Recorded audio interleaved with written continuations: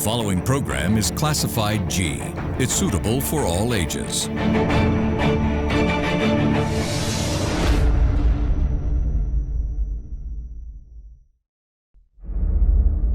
We would like to remind our viewers that the views expressed in this program by our participating guests are solely viewpoints of them who take part and does not reflect the views and beliefs of the Derana Media Network. This is an opinion-based program.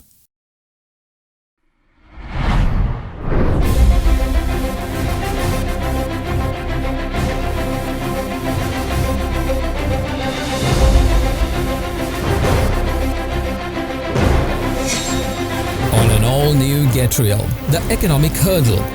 With the economy taking precedent amidst COVID to keep the country running, the government has taken several measures to continue its function via healthy economic policies while not haphazardly burdening the public. With the inaugural budget of current Finance Minister Basil Rajapaksa presented to the Parliament last week, both sides agree that measures taken are significant to the economy. However, raising investor confidence worldwide about Sri Lanka seems to be the daunting task at hand. Can Sri Lanka attract enough investment to change a land full of sand into a metropolis? What are the challenges? What are the solutions?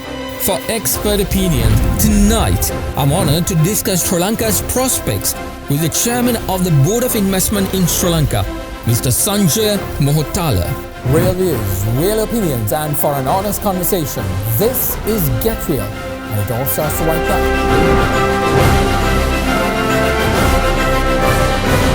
From Studio 24, with opinions that matter, it's time to get real with Mahieash Johnney. And a very good evening to all. Thank you very much for taking the time to join me on yet another Monday night where I ask you to get real with me about issues facing everyday Sri Lankans. Tonight, we're focusing on our economy post-budget. As you know, the Finance Minister presented the budget for 2022 and there were some excellent proposals to put Sri Lanka's economy back on track. Well, in my opening statement this evening, the ghouls are back. Well, while we try and discuss how we can change our country for the better, the Disruption Brigade, the Liberal latrines, the opposition's clown clan are back at it again, trying to utilize the moment for their petty political gain, hoping that somehow if they create enough chaos, they will be in power the very next day, despite the fact that it will never happen. Remember, these ghouls were acting as if they were never given power. In fact, the whole clan was in control just 3 years back and failed to do anything to better this country. Just because the UNP became the SJB, just because Ranil became Sajid, just because one loser took over from another loser, their values of tearing this country apart have been cherished right throughout. The president was right to call out on these ghouls and expose their double standards. In a recent speech, the president made these remarks. Listen in. මගෙන් ඉල්ලුවේ විප්ලවීය වෙනසක්. හැබැයි ඉතින් මේ වෙනස කරන්න ගියාම බොහෝ දෙනෙකුට රිදෙනවා.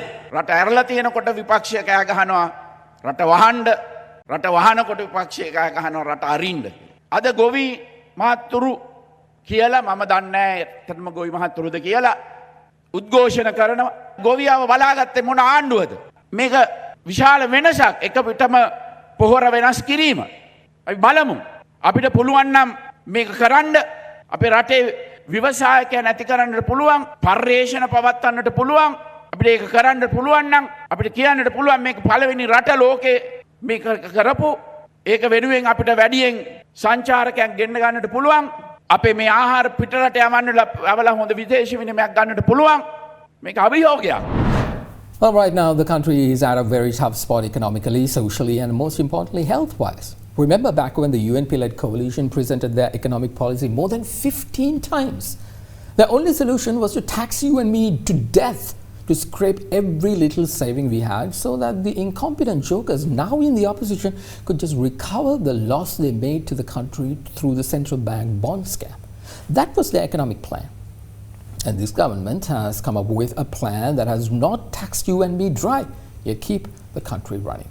One of the key challenges this government will have to face is to change that pile of sand now at the port city area into a mega city that will be Sri Lanka's and South Asia's economic hub. This challenge is not an easy one. How can we create investor confidence, boost economic prosperity, and create a system that all Sri Lankans benefit rather than the elite? I hope to discuss all those with my guest tonight, the chairman of the Board of Investment in Sri Lanka, Sanjaya Mohottala, in a moment. But first, joining me now is our own Danidu Taramasam with a look at tonight's real story. Good to see you, Danidu. The budget was presented last week. The government wanted to showcase to the world, saying, this is exactly what we want to do. What is your focus tonight on your real story? Yes, my focus is actually a key focus of the budget has also really prioritized, and the country has prioritized for quite some time, and that has been foreign direct investments. Now, investments, particularly foreign direct investment, would iron out quite a few monetary issues our country is facing.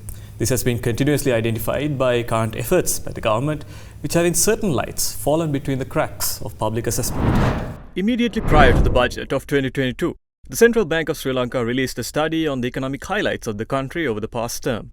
The fundamental observation of a strong recovery of the country in the post-pandemic period was quite evident. This fact is available in the assessment of the quarterly performance of GDP. This has been further supported by an extremely successful vaccination drive that has surpassed multiple countries with far better economic situations. Sri Lanka has for a long time faced issues pertaining to legal red tapes that have existed in doing business, an aspect that the government has taken quite seriously, as some of the key measures the state has taken is to give clarity to long-term investors. This has shown some strong results given the powerful economic comeback in the last few quarters of 2021 and the expected economic growth of 6% by 2022. With the beginning of former State Minister and current Central Bank Governor Ajit Nimad Kabral's term in office, a 6-month structured strategy was provided to investors and the general public as to which tools will be used in the CBSL in order to regain a sense of financial stability. This was complemented with the 2022 budget, which will be discussed later on. A key aspect of the 6-month roadmap was the proposition of tax measures that were structured in a way to retain foreign investments. However, another region Sri Lanka is focusing on is rebuilding its foreign currency crunch that the state has had to face given the mismanagement of resources by past administrations and the pandemic situation within the country. In order to understand the efforts by the government to maximize investments, one key aspect is assessing the Inland Revenue Act No. 10 of 2021, which amended No. 24 of 2017. A large number of tax concessions and efforts to rebuild domestic and foreign investment avenues were witnessed. Under the new act, agri-farming was exempt from taxation up until 2024. Ports and Airports Development Levy, also known as PAL, was exempted for the importation of project-related capital goods by BOI enterprises for the use in any project of such enterprise having a capital investment of not less than $50 million in a stage-wise process during the project implementation or construction period. Amongst these measures, the Invest Sri Lanka Forum, organized by the Securities and Exchange Commission of the country, alongside the Colombo Stock Exchange, has been active and conducted a forum last week in Dubai. It was recognized within this forum that the Colombo Stock Exchange has seen over 50,000 investors this year, jumping from 12,000 in 2020. This is a colossal number given the fact that the year hasn't ended as of yet. In the second quarter of the calendar this year, listed companies recorded revenues of 940 billion rupees and profits after tax of 78 billion rupees, which is an all-time high. The all-share price index is up by 58% year-to-date. The more liquid S&P 20 index is up by 38%.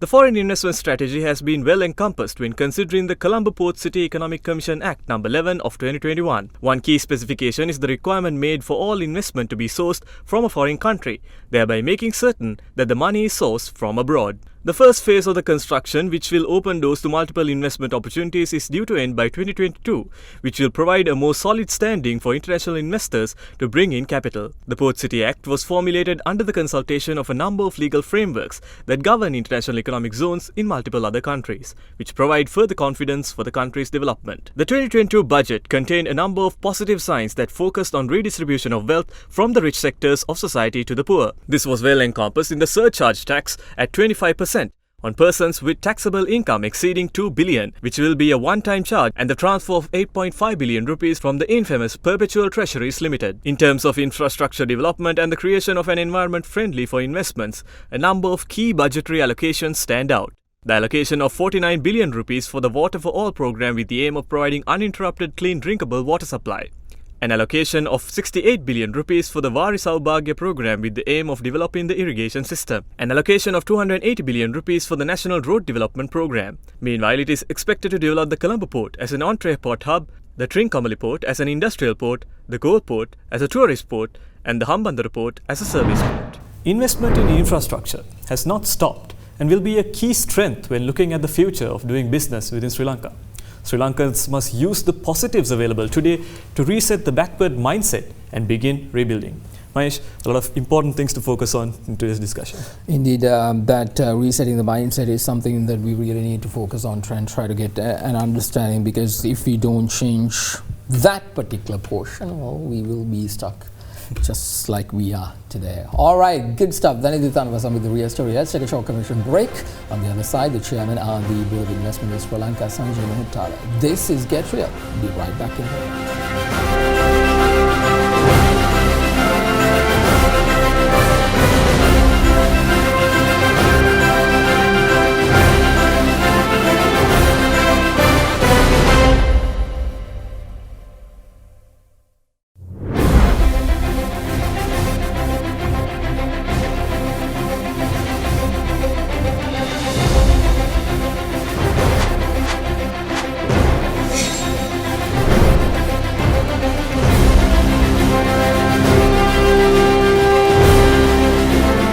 Everyone, to Get Real.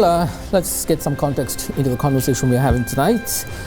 Trying to figure out how exactly we can entice investors all around the world to come and do business with us here in Sri Lanka. We have a land filled with sand and we got to make profitable out of it, and there are lots of other projects that's occurring around the country, most of which is not making the news headlines. So want to get you an understanding about what's happening behind the scenes, where are we going, where we are right now. I'm joined tonight by Mr. Sanjaya Mohottala, who is the chairman of the Board of Investment of Sri Lanka. He's the 21st chairman, and he is also a board member of Sri Lanka Export Development Board, a board member of Sri Lankan Airlines, and he's the former managing director of the Boston Consultancy Group, which is a global management consultancy firm. A lot of experience all around the world. Sanjay, good to see you. Thank you for accepting our invitation and being here. This is the first time we are having a chat on Get Real. I'd like to know exactly what kind of, experience, knowledge, and what made you to, take over this position called the chairman of the Board of Investment. Not exactly a fun task. We both agree on that part. Thanks, Manish, for having us and inviting me to the Get Real program. Well, I think it goes back to our humble beginnings, right? So I'm a product of Sri Lanka. So I schooled here at DSN and Ayaka, and I studied at Mohottala, graduated, got a Fulbright and studied abroad. In the process, did multiple startups and worked for multiple multinational companies, and then of course joined BCG or Boston Consulting Group and rose up to be a managing director and a partner, and perhaps the only Sri Lankan who has done that. And I think always coming back and helping Sri Lanka was in the back of the mind, and that's why I never had taken a different passport, if I were to say. And in height of my career, when the HE asked me, well, can you come and help Sri Lanka, take its right course and help develop this country, I didn't even hesitate to leave a very lucrative job and a career, because I think, we always talk about people leaving the country, but we need to come and see what can we do to our country if we really believe, because otherwise we have too many economists and critics online. You call it armchair economists, right? But really, that's when the rubber hits the road. You should try to do honestly whatever you could do. That's why I'm here, and I think I came as the DG. Then after Mr. Sudhantha Ratnayaka stepped down, I took over as the chairman, and we're trying to drive the economic agenda of the country. Now, why do I think that can be done? Like, in my past experience, I probably have worked across maybe 25 plus countries and had looked at maybe 60, 70 businesses, and probably the value of the business is running to trillions in terms of my work with them, in terms of their revenues and all that. That experience, right, and all the economic policy and key orchestrations that happen in Singapore, whether it is Malaysia, whether it is countries like Vietnam, Bangladesh and India, it gives you a good perspective to look at and say like, well, how would, as a country, given our starting point, given the inherent strengths and our challenges, what needs to be done in terms of the policy orchestration for this country to be where, to realize its full potential, if I may say.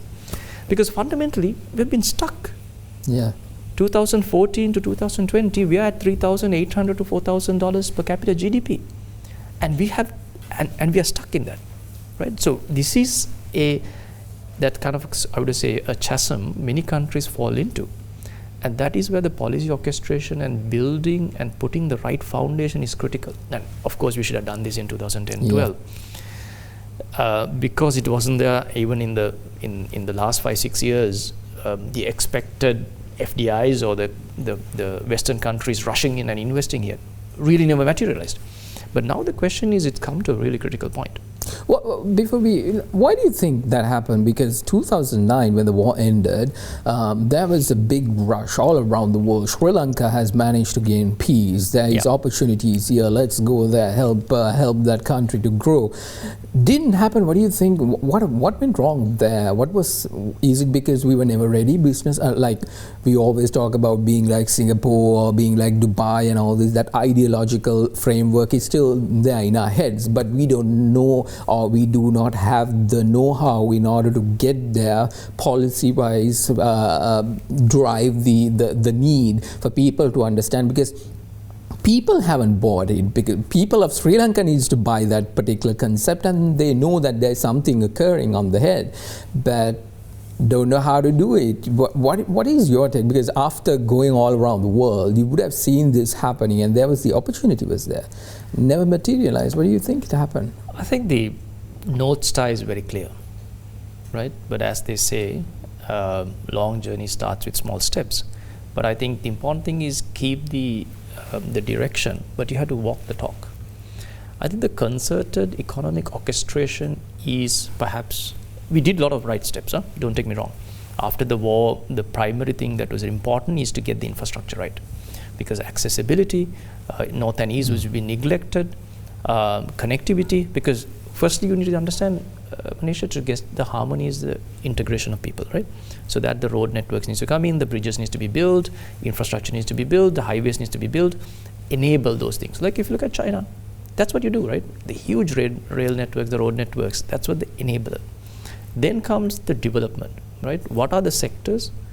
What do we prioritize? How do we incentivize investors to come in? And what sort of enabling climate do you create? So that includes talent, that includes power, that includes policy, that includes, if you look at from BOI point of view, zonals and all that. So Mahieash has to come in, right? I think there was perhaps a mismatch if I look at back. And I think, look, there's no point looking back and criticizing whatever happened. I think whatever has said and done, I think the important thing is now looking forward and how do you do it. Now, for example, you can't build give an example, ICT segment, right? Information technology, unless you get the right universities into the country, right? Unless you increase the capacity of the universities, unless you change the curriculum with the private sector to what they need, expand online education and whatnot. But you can expand the seats in, say, open university, but you need to have a mechanism to accredit the people who are coming in so they're ready for a global talent pool, right? Or a mechanism or the government to give a tax break or incentive for people to get them and train. Get companies who would like come and train the workforce, like HCL, who would have hired like 1,000 people, school leavers, and So you see the concept versus execution is multi-agency and multi-coordinated, right? So that is where the challenge comes in, and I think the cohesion is much better this time around. So I hope we stay the course and we get to fruition. I think it's many countries have done this over, how would I say, 5-10 year period point of view. we have to be on accelerated journey. That's the most important thing. That is something many guests who sit right across to me says is that apparently our curse of the change of government changes the policy, from the grassroots they pull it out and they start something new, and it has never worked for the past 70, 80 years. So we have to pretty much like look at in a different way, where if by any chance if this government start a project which is like 10 years, 20 years down the line, then we have to see in the next election who would continue this, not exactly come and start from zero. I want to start off before we go in for a break with the Board of Investment. Now, in my opinion, y'all are the gateway to the world. You'll bring the world to Sri Lanka, and the literal bridge for a foreigner to come and figure out what to do here. You have to market Sri Lanka, you have to tell what's happening here, what are the prospects. That kind of challenge, what have you all been able to do? And because a lot of the stories we don't hear. We hear about the port city in ample amount of time, but what is this Board of Investment? What have you all been able to bring into the country, and then also project the country in a very positive way, saying that, there is opportunity here? Right, Manish. Like if you look at 2020, let me start with some few facts. We had about $1.4 billion worth of capital formation. That means money on the ground, and half of it came from FDI. And actually the number is much lower than 18-19, which is about $1 billion. Of course, we were closed for about 3 months, right? So most of the projects couldn't be implemented, people couldn't travel, the workforce couldn't come in, so on and so forth. But in the same time, we were able to sign agreements worth of $2.3 billion, that is in 2020, in the height of COVID. And of course, with all the challenges we had working with the health authorities, the COVID center, the Triforces, medical community, we were trying to keep the factories going, and there was an impact, and worldwide there was impact on exports, but I think we managed to get through it. Now, if we come this year, the first 6 months, we were able to ink agreements close to about $1.4 billion, and we have agreements dollars, right? We have another set of investments close to about $2 billion. I think about $500 million will be approved this week. So we will surpass the last year's numbers in terms of the projects. So the interesting thing is the capital formation happens from both FDI, which is foreign investment, as well as local companies coming and investing. For the first 6 months, again, because it's a quarterly survey we do, $770 million worth of capital formation happened. And our exports are at 2019 level. So you see there is a momentum that's happening despite the challenges, and it's been very difficult to travel. Why do you think there is? Because despite there are lots of challenges, not only Sri Lanka, the whole world is facing that, whether it's America, the UK, anywhere they have issues. Like America right now have issues with regard to exports. They can't get their supplies into the correct area. So there's no Christmas this year here. Exactly. With all that, what do you think we are doing right? What is our secret formula there? No, I think the US faces a different problem in terms of supply chain point of view. That is more of a West Coast and East Coast port gateway issue. That means not being able to get the throughput into the country. And of course, after COVID, many truckers have decided to take a break or retire early. So that is more of a supply chain logistic issue, right? In the Sri Lanka point of view, actually, we benefited in a way, because some of the challenges you have in supply chain, some of the challenges you have around power in countries like China and so on and so forth, that means order books are quite strong in places like Sri Lanka. So the question is, as long as we don't shake the apple cart and make sure that we capitalize on it, we can really definitely thrive on it.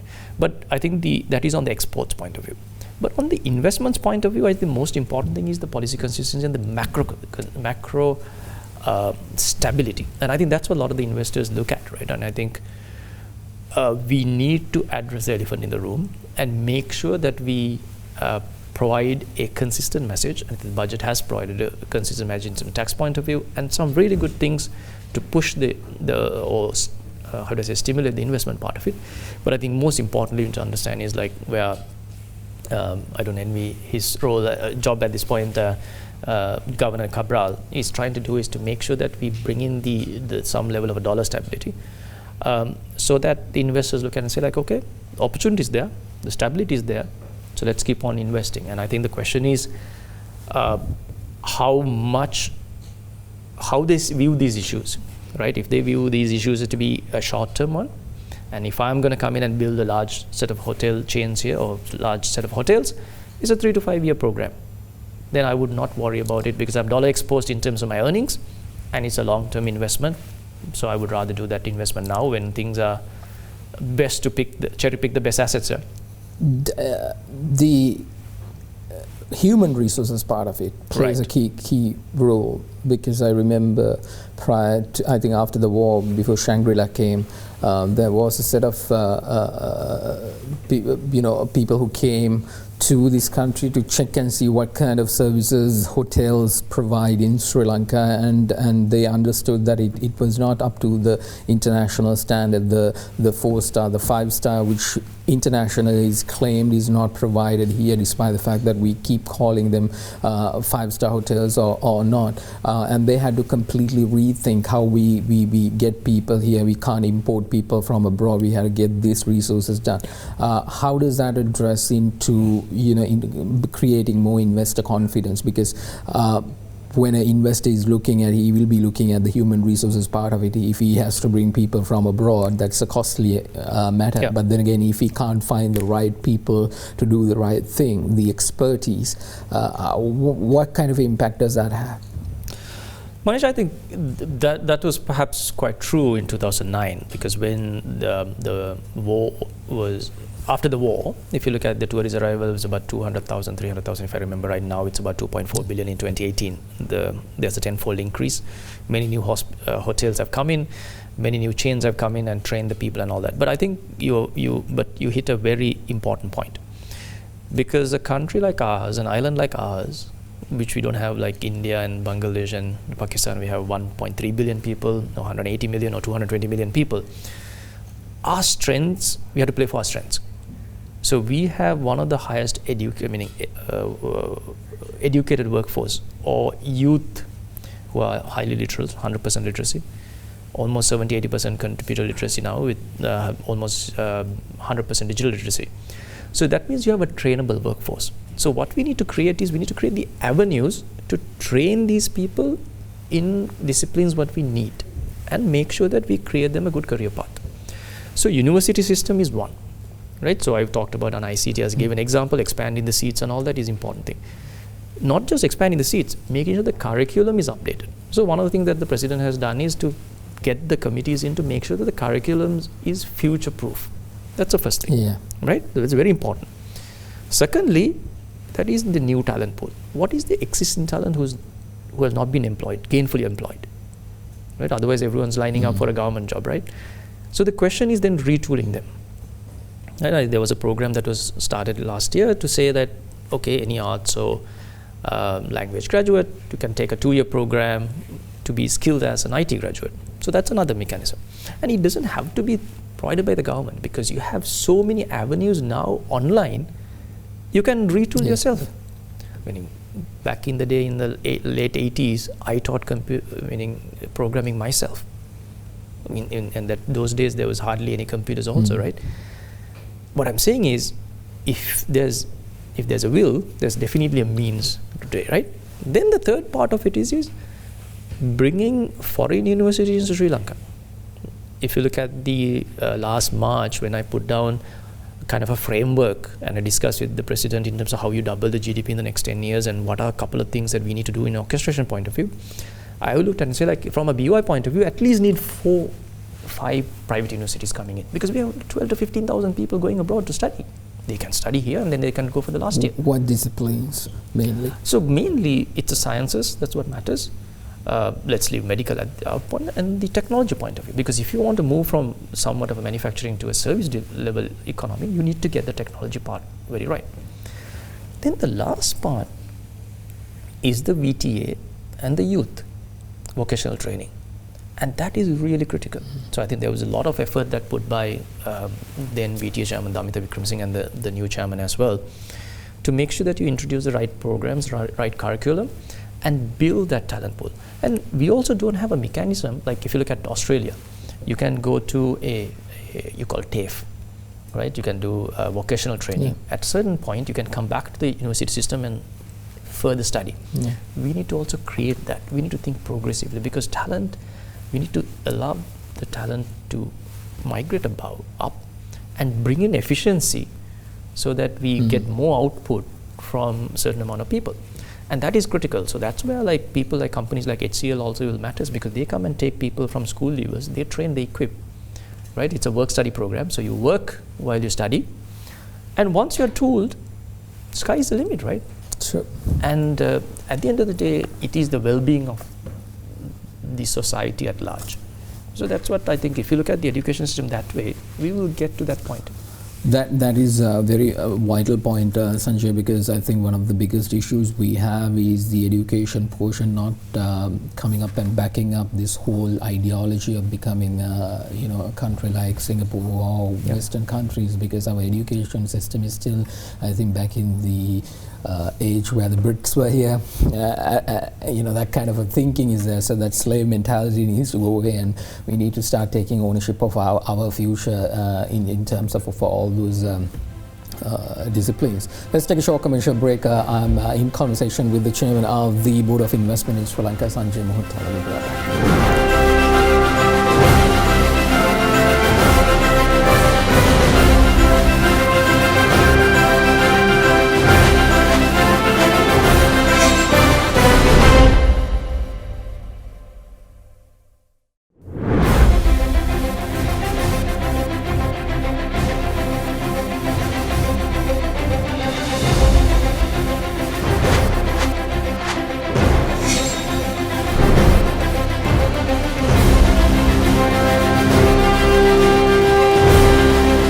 Welcome back, everyone, to Get Real. I'm in conversation with Sanjaya Mohottala, the chairman of the Board of Investment here in Sri Lanka. Sanjay, we've been talking about, what exactly needs to happen in terms of getting our act together. Indeed. Let's talk about something that happened last week, the budget. The budget was presented by his inaugural budget by the current finance minister to the parliament. There were really good nuggets which actually will catapult the economy of Sri Lanka to a better level. How did the budget, I want to get your reaction as to, as the Board of Investment, you're trying to build investor confidence in Sri Lanka. How did the budget help you? Was there good things that you could have utilized and keep on pushing the Sri Lankan brand abroad? Mahieash, I think there were several good nuggets, as you mentioned. Some of the things that the BOI was, championing or advocating for was given in national prominence. And I think that's the most important thing. For example, I'll give you some examples, right? The first one was like making sure that you collect all fees from one location. So that's a great thing, because otherwise you pay a fee for BOI to the Environment Ministry and another place and another place. Why don't you just get the fees? But just as the fees, we should also make sure that they all only fill one form with all the information you require, right? So like Stock Exchange has done that successfully, their digitization program. BOI is trying to do that. So getting this to a national level, and where you collect the fees, and of course I would go one step ahead and say collect all the information in one place and you pass into all the other government entities, so that the coordination happens. Because I don't think the utopian ask of one-day approval will really happen, because you are bringing in more complex projects, right? You're working in a much more complex environment than in the 80s, because the environment and few other aspects are much more important for us. But we need to give the investor the confidence that it's going to be 2 weeks or 3 weeks or 3 months.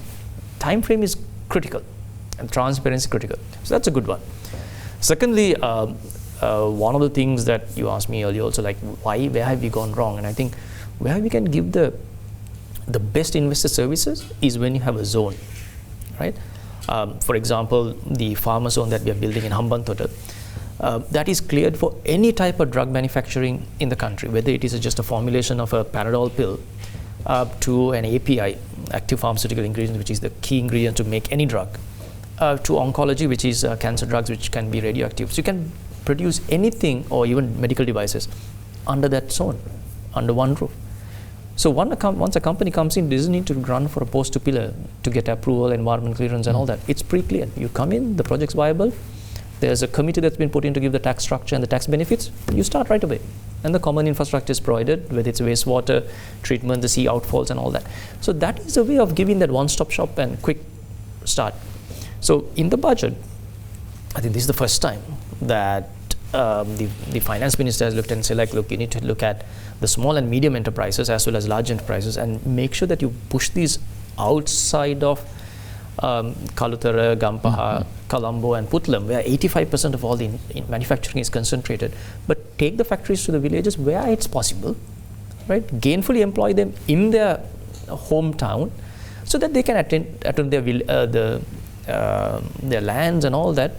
And most of the money stays in the village. So you call it a multiply effect.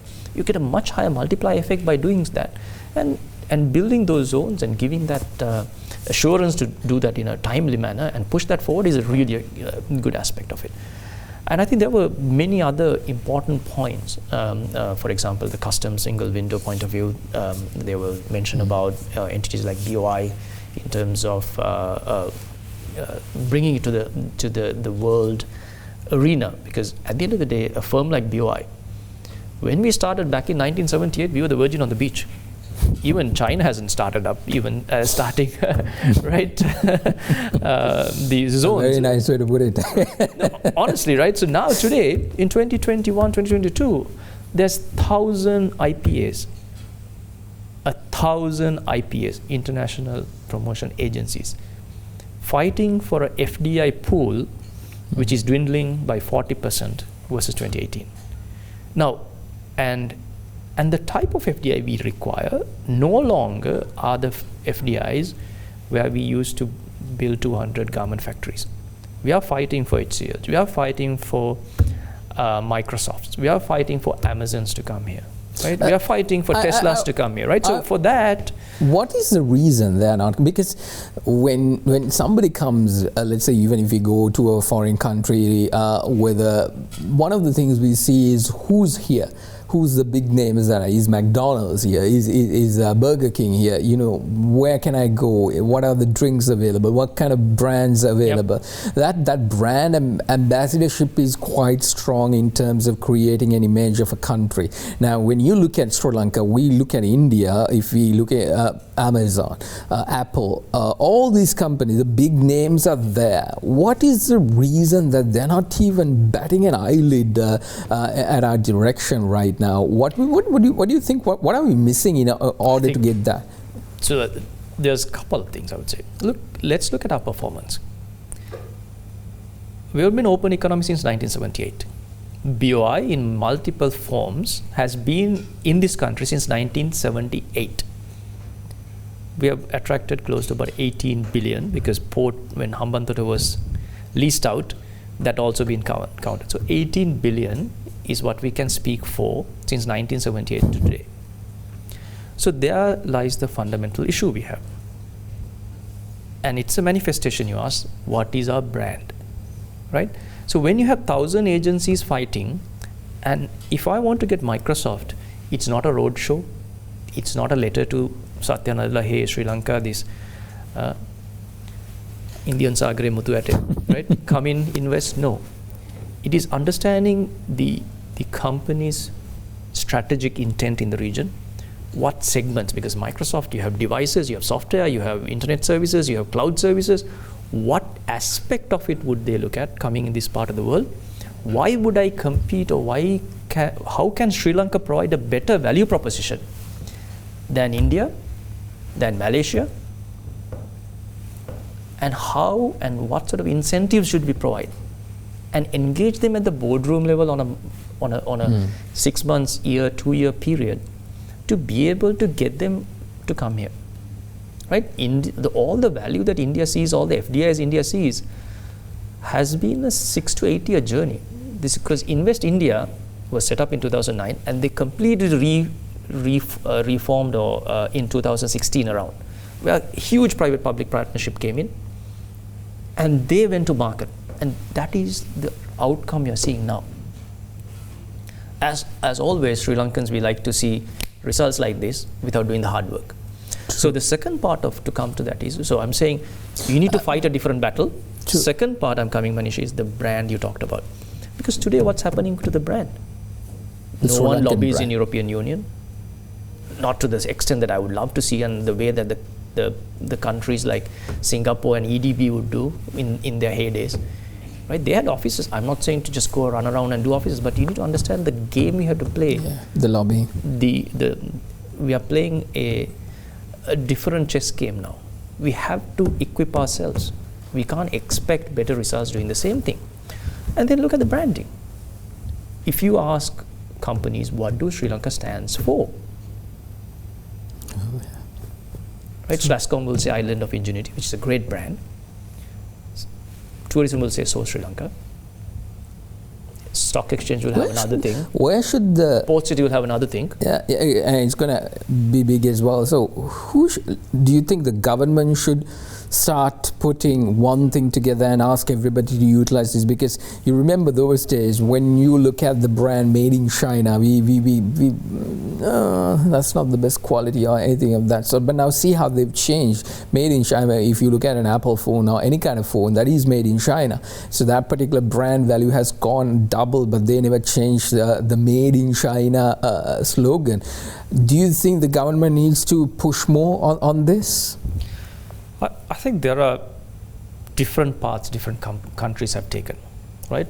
Post the World War, the path Japan took, secondly closely emulated by Korea, then the Taiwan and China. They all have their own brands, made in Korea, made in Japan, made in Taiwan, made in China, but they took different paths. So the question is, what is our unique path for Sri Lanka, right? So India went through the campaign of Made in India. Modi did a huge road show, a huge top-of-the-mind awareness.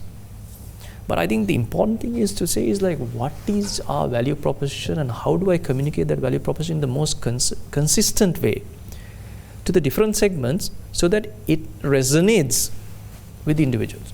Now the question is, today it doesn't happen. Now Port City has its own branding, Sri Lanka has somewhat of a branding through, T-Board has one message, Tourism Board has another, Stock Market has another one, BOI tries to do its own branding, Slascom and ICTA, we get together do Island of Ingenuity. What's our master brand? Right? And then you can't have a Port City without Sri Lanka growth story, you can't have a Sri Lanka without Port City growth story, because if you're going for a service industry or a service-led growth, look at Dubai. Look at Qatar. Those were the catalysts. So Port City is the right catalyst, but now the question is, how do you do that branding? Now you can't expect the government to drive it. We never be in the best communicators, let's be frank. Yeah, of course. Whichever the government it is, right? So the most important thing is the private-public partnership, where the private sector, because we are moving towards more of a private sector level growth. So just like I think that's a good model if you look at Invest India. The private sector needs to drive and set the tone, and that should be an onus. Because in the past, when the private sector ownership is a lobbying, that's not what I'm saying. You need to co-own the future and the industrial segment. The policy has to come from there, right? For example, Chamber of Commerce, ICC, there's a few other chambers who are trying to do that. Why not get together? Right? Because we are all talking about the country. Because at the end of the day, there's a country and the people. To serve that, you have political establishment. To serve that, you have entities, people, unions, or whatever it is.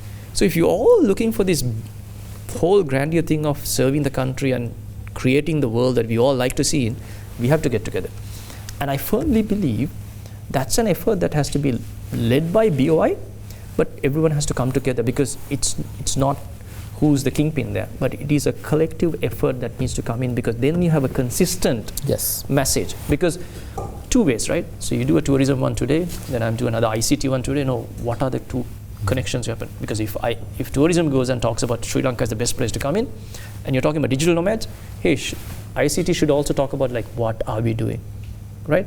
Then you can also talk about from BOI, from universities, and come and say, hey, come and set up, this is kind of the infrastructure we're going to build in. Hey, we're building 10 city universities, we're building some, techo parks. You see the cohesion. So then you have a multiply effect of the brand we are building. Right? That is what we are missing. And we have to start doing it quickly.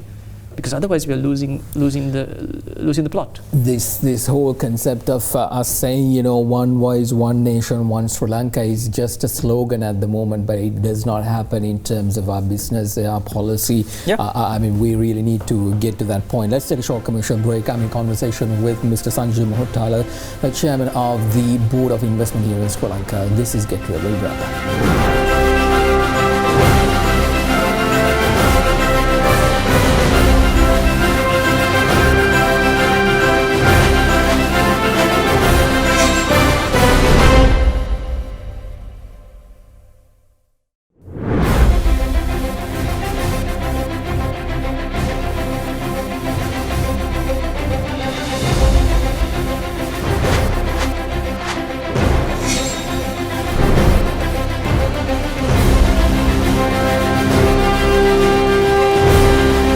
Everyone to Get Real. I'm having a very good, interesting conversation with Mr. Sanjaya Mohottala, the chairman of the Board of Investment here in Sri Lanka.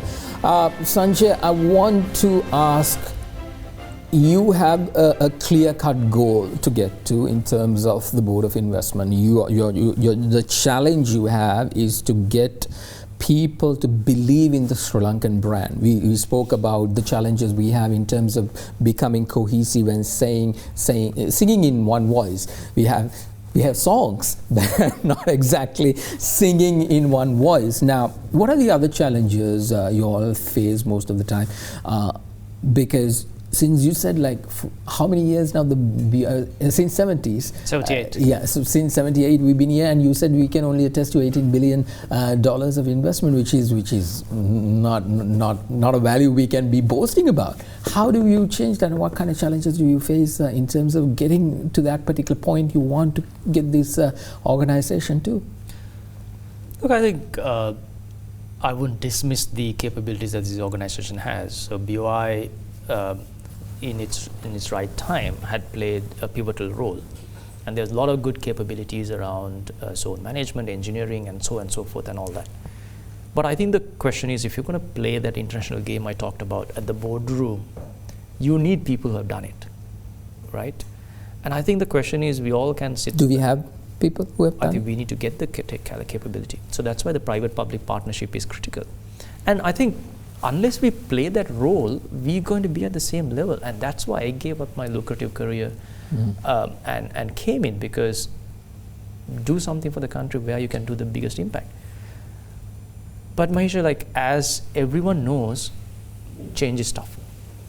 Of course. Right? What is our first reaction for change? I don't take time to understand what's your viewpoint, not try to put myself in your shoes and understand where we are trying to do and what we're trying to do, and try to resist. First thing is this. Yes. Okay, tell me what it is, and I'll think about it if in my point of view. So I think the biggest challenge, and I think, is personal agendas and personal things, right? And that is always a case in many governments. But I think the important thing is, I would like to not believe the saying that Sri Lanka is the only country that has an unguarded pit in hell. Right? If I believe that, I would not be here, but I like to not believe that. But I think sometimes the actions speak louder than words. Yes. So the important thing is the internal alignment, right? Otherwise, what we are doing, we are getting detracted of fighting the battles outside because of few agendas trying to quell fires inside. Every time we lose, every minute we lose is an opportunity cost. India will do a better job. Bangladesh will do a better job. Pakistan will do a better job. Malaysia is doing a better job, and they're doing it much faster than us. Right?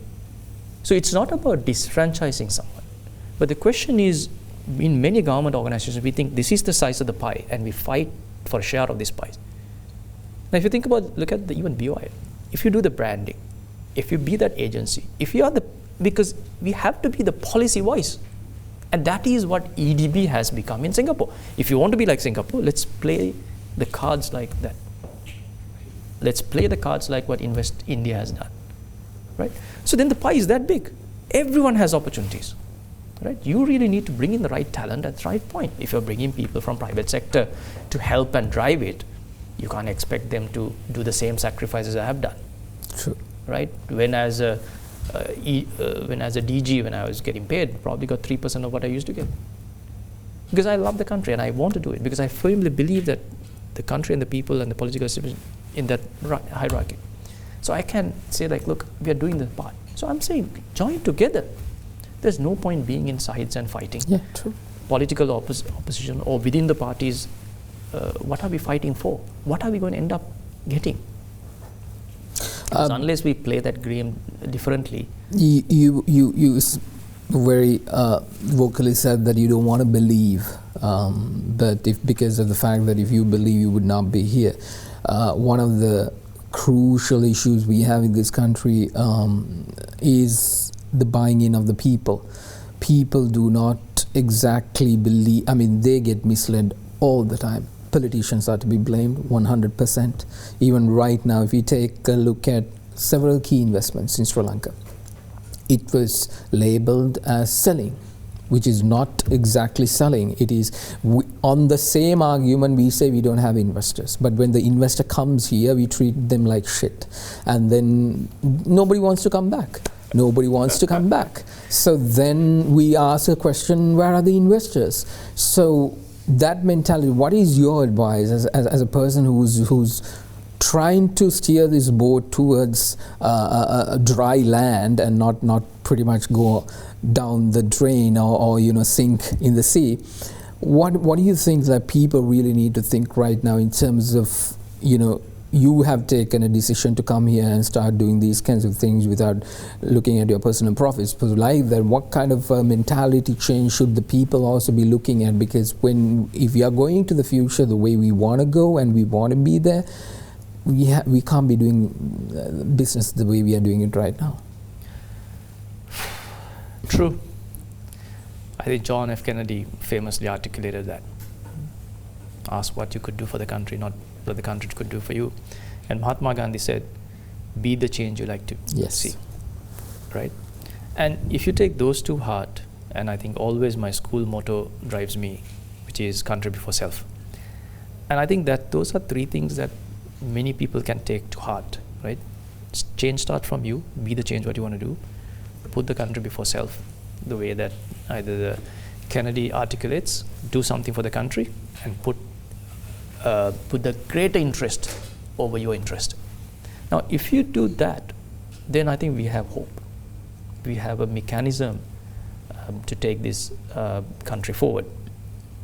But the other important thing is, like, when an investor comes in, right, the media that carries during his tenure here also sends the message, right? And we may do it for political gain, we may get it for the ratings, we may do it for many other reasons, right? But it communicates what it is. And it's not that, right? When a large investor comes in, he goes back and he tells a network, oh, I went to Sri Lanka, this is what happened, and here's how the reception was. You're like, okay, right? It's lukewarm. And when we treat the investors well, they go and say like, no, my goodness, Sri Lanka is an amazing place, come and invest. And the mindset change, and I think, Mahieash, we all, and you included in the media, has a role to play. Because look at in the morning, look at the papers. How much positive news do we carry in a newspaper, right? And then we have the very first thing we look at 6:30 or 7, where someone would read all the papers and all the salacious things we talk about, right? Some murder that happened, some accident that happened, some sort of something. Where's the positive articulation? And we put all that into our head as individuals, and we get onto a bus. That's what we talk about in the train. We're reinforcing our biases, right? We come to the office. Sure. We're reinforcing at the cooler, water cooler joke. Where's that positive service mindset? I'm going to do something different. But I would say very simply, like whether it's government service or private service, go home at night before you sleep, right? Have a sales perspective. What have I done differently today to make my office or my life or the work I do or the people I serve to do it differently, right? And what am I going to do tomorrow? Just take 2 minutes, right? And you will sleep with a positive thought, right? And you will wake up with a positive mind. I think unless we believe that we can, and I think we came together, we banded together during the difficult times in the war and all that. This is a similar banding together. because there are no color. Because economic development doesn't have color, political agents and all that. Because every individual will benefit. It doesn't have to be a select few. It doesn't have to be. Right? A democratized development is what is needed. And that's the agenda that BOI is trying to do, and make sure that it's inclusive as much as possible. It's never always a game. We're not a communist country. Capitalism is going to thrive. But that mindset change starts with you. And very true. Yes, the point where we try to put crap into our head early in the morning and then expect everything to go very smooth is exactly something that we all need to rethink and change and try to, those days we were given quote of the day. Read a quote of the day. Indeed, it was cool. Yeah, exactly. That's a good point. We were told, read this quote of the day, and we got to know a lot of positive things. Sanjay, it has been an immense pleasure to have this chat with you, trying to understand exactly what the BOI has been doing, and there's a lot this country needs to do as well. Really appreciate your time. Thank you for being here. Thanks for having us, man. Well, that's all the time we have for you tonight. Thank you very much for joining. Make sure to stay positive. That's what we all said. And to test negative. I'll see you next time. Okay. Africa to New York, Haiti then I detour, Oakland out to Oakland, Gaza Strip to Detroit. Say hip hop only destroy. Tell them look at me, boy. I hope your son don't have a gun and never be a D-boy. Already the show goes on all night till the morning. We dream so long. Anybody ever wonder when they would see the sun? Just remember when you come up. The show goes on all right. Already the show goes on all night till the morning. We dream so long. Anybody ever wonder when they would see the sun? Just remember when you come up.